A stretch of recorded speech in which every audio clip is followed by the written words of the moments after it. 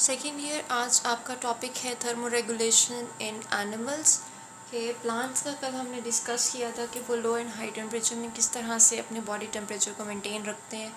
Likewise animals के अंदर आ जाता होता है कि इनके अंदर भी डिफरेंट तरीके भी हम देखेंगे कि क्या अडॉप्टेशंस आती हैं इसके अंदर, और इसके अलावा इसके हम कैटेगरीज देखेंगे कि कौन कौन सी ऐसी कैटेगरीज हैं जिसके जो कि टेम्परेचर के रेगुलेशन के हवाले से एनिमल्स के बनती हैं।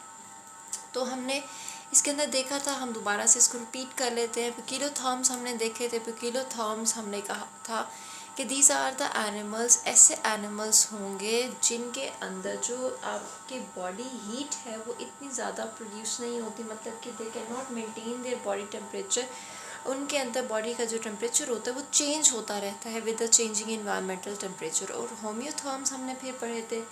होम्योथर्म्स किस तरह के एनिमल्स होते हैं? होम्योथर्म्स ऐसे एनिमल्स होंगे जो कि अपने बॉडी टेम्परेचर को मेंटेन करके रखते हैं with in a tolerable range, कि ऐसी रेंज होनी चाहिए जो कि हम बर्दाश्त कर सकते हैं, या एक स्पेसिफिक लेवल पे हम इसको रखते हैं, ऑप्टिमम लेवल के ऊपर। फॉर एग्ज़ाम्पल ह्यूमंस के अंदर जो ऑप्टिमम टेम्परेचर होता है वो 37 का होता है, तो ये 37 के ऊपर हम इसको मेंटेन करके रखते हैं।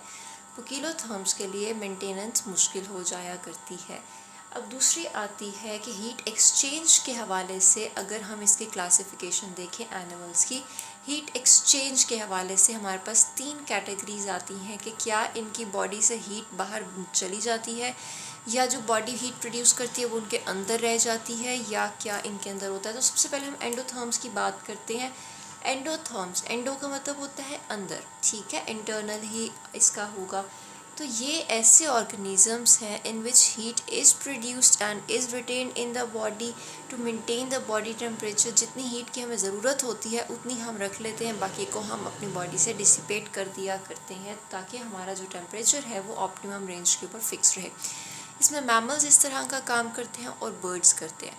एक्टोथर्म्स आ जाया करते हैं, इनके अंदर भी हीट प्रोड्यूस होती है, लेकिन मोस्टली इनके अंदर से जो हीट है वो बाहर चली जाया करती है इनकी बॉडी से, और इनके अंदर जो है वो फिशेस आ जाया करती हैं। It is exchange with the environment, इनके अंदर काफ़ी ज़्यादा हीट जो है वो एक्सचेंज हो जाया करती है।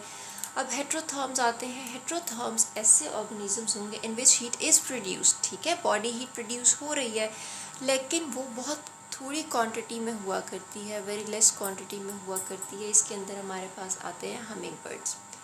अच्छा, अब अडॉप्टेशंस की अगर हम बात करें कि एनिमल्स किस तरह से अडॉप्ट करते हैं डिफरेंट किस्म के थर्मल चेंजेस को, तो पहला आता है स्ट्रक्चरल बिहेवियर आता है। स्ट्रक्चरल, इसके अंदर अडॉप्टेशंस आ जाती हैं। स्ट्रक्चरल अडॉप्टेशंस के अंदर एग्जांपल हम लेते हैं स्वेटिंग की और पैंटिंग की, कि अगर हमें बहुत ज़्यादा महसूस हो रहा हो कि बाहर टेम्परेचर ज़्यादा है, तो हमारी बॉडी के स्वेट ग्लैंड्स जो होंगे वो एक्टिव हो जाएंगे। हमारे स्ट्रक्चर में मौजूद हैं स्वेट ग्लैंड्स, उनके अंदर से हमारी स्वेटिंग शुरू हो जाएगी ताकि इवेपोरेटिव कूलिंग करके बॉडी के टेम्परेचर को नॉर्मल किया जाए। इसी तरह से जो डॉग्स हुआ करते हैं उनके अंदर जो तरीका होता है वो होता है पैंटिंग का, कि वो अपने स्लाइवरी ग्लैंड्स से स्लाइवा प्रोड्यूस करते हैं, वो अपनी बॉडी से बाहर करते हैं और उससे उनकी बॉडी का टेम्परेचर नॉर्मल होता है।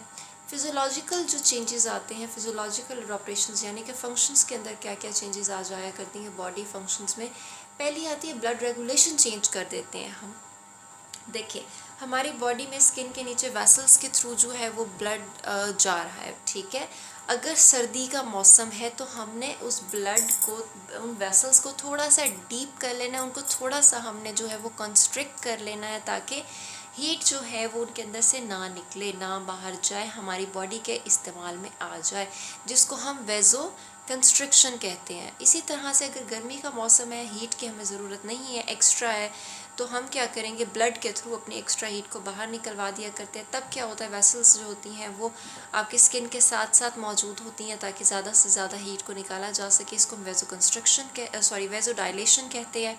इसके अलावा प्लमेज फ्लफिंग आ जाती है। प्लमेज फ्लफिंग के अंदर क्या होता है कि ये जो बर्ड्स वगैरह हुआ करते हैं, बर्ड्स के अंदर ऐसा होता है कि ये अगर तो आप महसूस करते हैं सर्दी तो ये अपने परों से अपने आप को करेंगे, और अगर गर्मी महसूस करेंगे तो ये अपनी बॉडी से हीट को बाहर निकालते होते हैं, और इसके लिए ये अपने परों का इस्तेमाल करेंगे। सर्दियों में ख़ास तौर पे ये अपने परों को फुला लिया करते हैं ताकि इनको सर्दी का एहसास ना हो।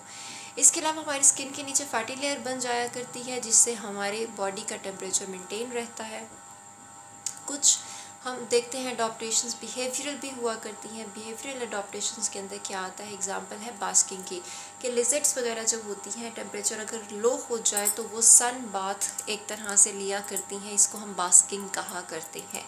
इसके अलावा हमारा भी होता है कि हम भी मूव इन, आप कह लो कि हम सन में चले जाया करते हैं सूरज की रोशनी में, और move away from the sunlight depending upon the temperature of the environment. सर्दी है तो हम सूरज की रोशनी में चले जाएंगे, सर्दी नहीं है तो हम सूरज की रोशनी से दूर हटने की कोशिश करेंगे। सो ये बिहेवियरल अडॉप्टेशंस होते हैं। इसके अलावा फिजियोलॉजिकल के अंदर हमारे गूज बम्प्स भी आ जाया करते हैं कि हमारी बॉडी के अंदर ये जो बालों के रुएँ होती हैं ये खड़ी हो जाया करती हैं, जिनको हम गूज बम्प्स कहा करते हैं, जिनको रोंगटा कहा जाता है, वो खड़े हो जाते हैं ताकि जो हीट है वो जो कोल्ड टेम्परेचर है वो आपके बॉडी को इफ़ेक्ट ना करे और हीट जो है वो आपकी बॉडी में मेंटेन रहे।